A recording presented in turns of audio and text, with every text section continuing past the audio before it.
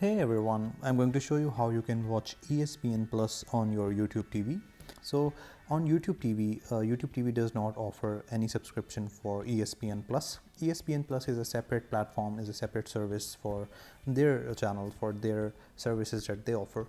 So it is not available on your YouTube TV. You can also check it by going on the top right corner and go to settings.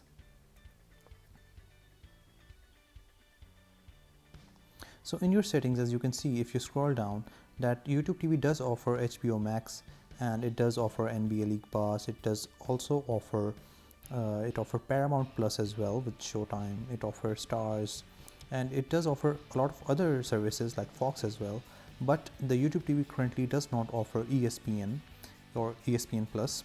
It does have the ESPN channel in it, but the ESPN Plus separate streaming service is not available with the YouTube TV service. So I hope this answered your question and this was helpful. Thank you so much for watching. Have a great day.